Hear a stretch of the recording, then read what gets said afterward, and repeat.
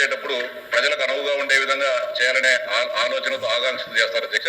కానీ 22లో జరిగినప్పుడు అనేక రకాలుగా ఇబ్బందులు ఎదుర్కొంటున్నారు అధ్యక్ష. అంటే మొదట ఏం చెప్పారంటే పార్లమెంటు కేంద్రాలుగా జిల్లాలను ఏర్పాటు చేస్తామని చెప్పి తర్వాత దాన్ని మార్చడం జరిగింది అధ్యక్ష. ముఖ్యంగా రాజంపేట పార్లమెంటుకు సంబంధించి రాజంపేటలో జిల్లా కేంద్రాన్ని ఏర్పాటు చేయాల్సి ఉండేగా రాయచోట్లో ఏర్పాటు చేయడం జరిగింది అధ్యక్ష. అంతేకాకుండా ఆ పార్లమెంటుకు సంబంధించిన పొంగనూరు తీసుకొని పోయి అన్నమయ్య జిల్లాలో కలపాల్సి ఉంటే చిత్తూరు జిల్లాలో కలపడం జరిగింది అధ్యక్ష.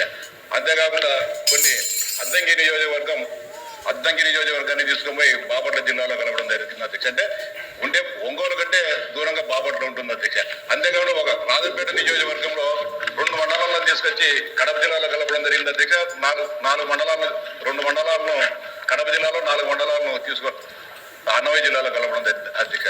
అంతేకాకుండా అనంతపురం జిల్లాలో రాజధానిలో గారు అసలు ప్రశ్నలో అటువంటి ప్రతిపాదన లేదు, ఉత్పన్నం కాదన్నప్పుడు మీ ప్రసంగానికి మీరు చెప్పేటటువంటి వాదనకి అర్థం లేదు సార్. అది ప్రభుత్వం దగ్గర జరిగింది, గతంలో జరిగింది, ఇప్పుడు అది ప్రస్తుతానికి అది లేదని చెప్తున్నారు. మీరు దాని మీద ఇంకా వివరణ కోరితే లేని దానికి వివరణ మంత్రి గారు ఏం చేస్తారు?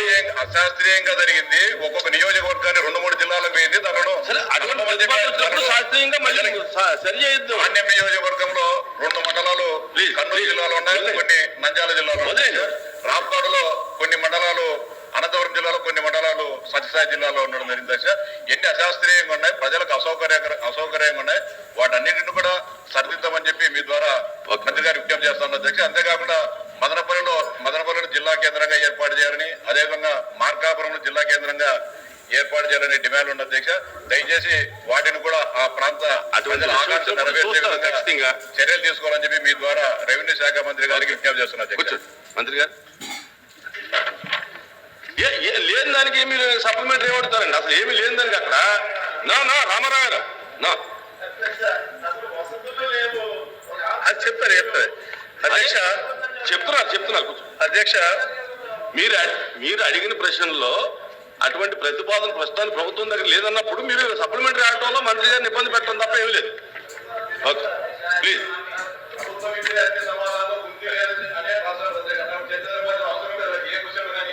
సరే నేను ఇస్తాను.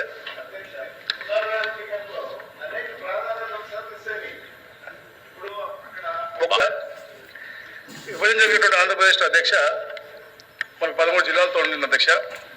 తర్వాత ఏదైతే 2022లో వైసీపీ ప్రభుత్వం అధ్యక్ష పెద్దలు చెప్పినట్టుగా అశాస్త్రీయంగా ఎవరికి చర్చించకుండా ఈవెన్ క్యాబినెట్ ఏదైతే జనవరి 21 జరిగినటువంటి క్యాబినెట్ లో కూడా చర్చించకుండా జనవరి 25న హుటాహుటిన ఒక నోట్ ఇచ్చి మంత్రులకి ఈ యొక్క విభజన చేశారు అధ్యక్ష. ఎందుకంటే అధ్యక్ష అప్పుడు ఉద్యోగస్తులు హ్యాపీగా లేరు, పిఆర్సీ మీద గొడవ అవుతా ఉన్నాయి, ఆశా వర్కర్ రోడ్లు ఎక్కారు, అంగన్వాడీ వాళ్ళు రోడ్డు ఎక్కారు. ఇవన్నీ ఒక డైవర్షన్ పాలిటిక్స్ ప్రకారంగా అంత స్పీడ్గా వాళ్ళు ఈ యొక్క విభజన జరిగిన అధ్యక్ష. తొందరపాటు నిర్ణయాలతో అధ్యక్ష అశాస్త్రీయంగా చేశారు అధ్యక్ష. ఈ ప్రాంతాల మధ్య విభేదాలు రెచ్చగొట్టారు తప్ప ఎక్కడ కూడా వాళ్ళ మధ్య చర్చ పెట్టి ఎలా చేస్తే బాగుంటుందని చెప్పేసి ఈవెన్ ప్రజాప్రతినిధులు మాట్లాడేటువంటి పరిస్థితి అధ్యక్ష.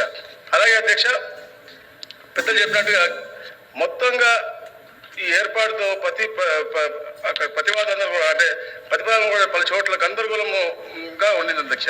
ముఖ్యంగా అధ్యక్ష పెద్దలు చెప్పినట్టుగా మన్యం జిల్లాలో, రాజంపేట జిల్లాలో, అన్నమయ్య దగ్గర, అలాగే మరి ముఖ్యంగా అధ్యక్ష ఏదైతే కోనసీమ జిల్లా మనం చూసాం అధ్యక్ష. ముందుగానే తెలుసు మనకు బాగా ఉద్యమాలు జరుగుతూ ఉన్నాయి అని చెప్పి తెలిసినప్పటికి కూడా ఆ అల్లర్లని వాళ్ళు కంట్రోల్ చేయటువంటి పరిస్థితి మనం చూసాం అధ్యక్ష. అలాగే అధ్యక్ష రాజకీయ ప్రజల కోసం అధ్యక్ష నియోజకవర్గాలను, డివిజన్లు, మండలాలను కూడా అంటే అస్తవ్యస్తంగా చేసినటువంటి పరిస్థితి మనం చూసాం అధ్యక్ష. కనీసం ఇప్పుడు పెద్ద దుబారా రామారావు చెప్పినట్టుగా 24 ఎప్పుడైతే ఎలక్షన్ అప్పటి దాకా కూడా, ఎందుకంటే డిస్ట్రిక్ట్ మెజిస్ట్రేట్స్ అధ్యక్ష, కలెక్టర్ అంటే ఒక డిస్ట్రిక్ట్ మెజిస్ట్రేట్ సుప్రీం పవర్ అధ్యక్ష అక్కడ ఆ జిల్లాకి. అలాంటి వారు కూర్చోవడం ఒక బెంచి కూడా లేనటువంటి. ఎందుకంటే గత ప్రభుత్వంలో వాళ్ళు ఎలాగైతే 64 కార్పొరేషన్లు పెట్టారు, 136 కార్పొరేషన్లు పెట్టామని చెప్పి చైర్మన్ ఇచ్చారు, వాళ్ళకి కుర్చీలు బెంచీలు, వాళ్ళతో పాటే డిస్ట్రిక్ట్ కలెక్టర్లకు కూడా ప్రాపర్ ఆఫీసెస్ లేకుండా, అడ్మినిస్ట్రేటివ్ స్టాఫ్ లేకుండా, ఎవరికి కూడా చేయకుండా తొందరపాటు చేసేటువంటి చర్యలు అధ్యక్ష.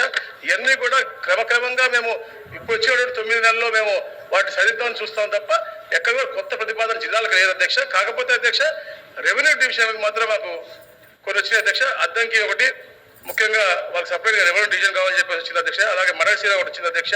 ఈ రెండు కూడా కలెక్టర్లు పాజిటివ్ గా రాసి పంపించారు అధ్యక్ష. అలాగే ఎమ్మెగనూరు, ఉదయగిరి కూడా వారు కూడా కోరడం జరిగింది అధ్యక్ష. ఇప్పుడు ప్రస్తుతం అయితే అధ్యక్ష జిల్లాల పునర్నిర్మాణం సంబంధించి ఆంధ్రప్రదేశ్ ప్రభుత్వం లేదా భూ పరిపాలన ప్రధాన కమిషనర్ పరిశీలనలో ఎటువంటి ప్రతిపాదనలు లేవు అధ్యక్ష. థ్యాంక్ యూ అధ్యక్ష.